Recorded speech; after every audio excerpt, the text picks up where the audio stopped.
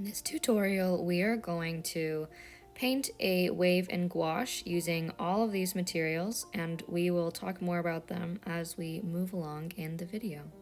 First, take your watercolor block and pencil and make a very light outline of a wave with your pencil. This will be a guide. Next, take your flat brush and get your whole paper wet.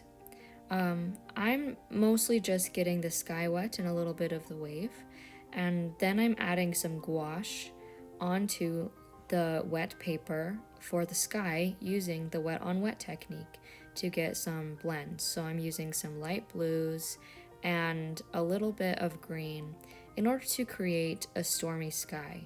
So this is going to be the background of the wave. It will be like the stormy sky behind the wave, and I'm choosing to use very similar colors that the wave is going to be, so all of this will kind of blend in and be really pleasing to the eye. But you can also experiment with contrasting colors in order to make the sky more apparent if you decide to.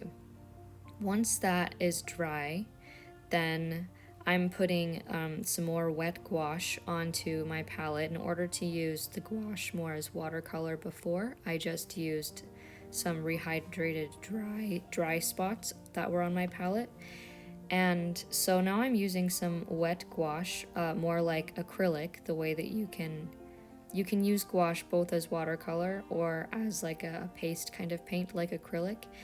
And so the first thing I'm going to do is lay down some blues of my wave.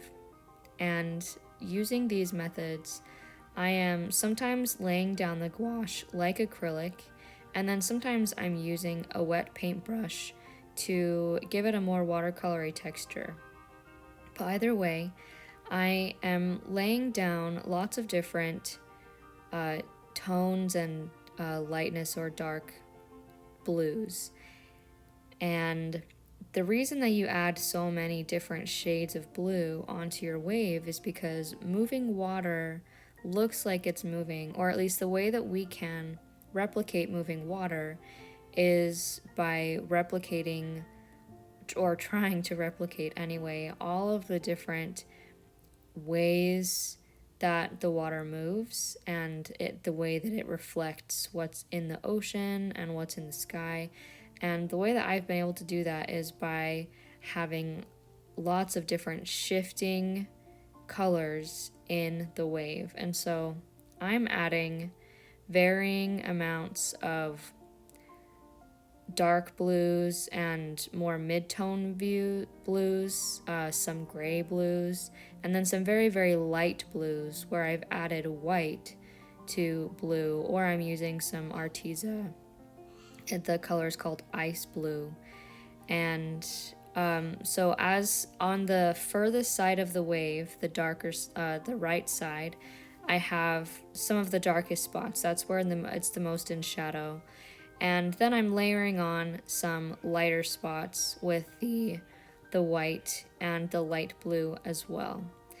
And sometimes when I'm layering on, I'm trying to put the paint on, quickly so that it blends in with the other strokes I've made. And then sometimes I'm using what's called the dry brush technique in order to kind of mimic maybe sea foam, or just give a different kind of technique so it's not so smooth on the paper. The dry brush technique is when you use your paint and your paintbrush so that you purposefully have that texture there. Once I have a lot of blues on my wave, I'm going to take my paintbrush and some white paint and tap along the ridge to create the foam. Notice that when I am creating this foam by tapping along the ridge of the wave on top and like dipping down into the body of the wave, I'm using a paintbrush that I don't mind if the point gets ruined. So there are some paintbrushes that are made for this kind of texture, like a foliage paintbrush. I'm using a more like a paintbrush that has harder bristles that I don't use a whole lot for its point anyway. It's technically a round paintbrush, but I tap on it like right on the head of the brush. And if I did that with a paintbrush that I really cared about a lot, like a round paintbrush, it would ruin it and ruin the tip.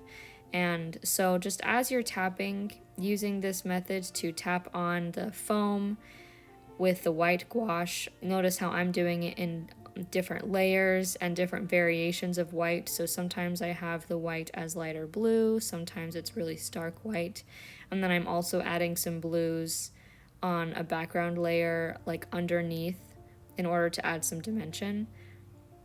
Just make sure that as you're tapping, you're using a paintbrush that you're not trying to maintain the tip. And that could mean that you could be using a round paintbrush and then just deciding to call that one quote unquote ruined. So once you have the foam on top of the wave, then one way to really increase the contrast, make this look slightly more realistic, is to add some shadow underneath the foam where the foam is creating some darker spots on the water. So I just tapped some darker blue right under the foam, and then I'm blending in lines of that darker blue with lines of lighter blue going from upward. So I painted the dark blue downward into the wave, and then I painted some lighter blue upward toward the top of the wave, and that just kind of blended in that shadow while still maintaining the contrast there. The final step here is to add some more details to the foam of the wave.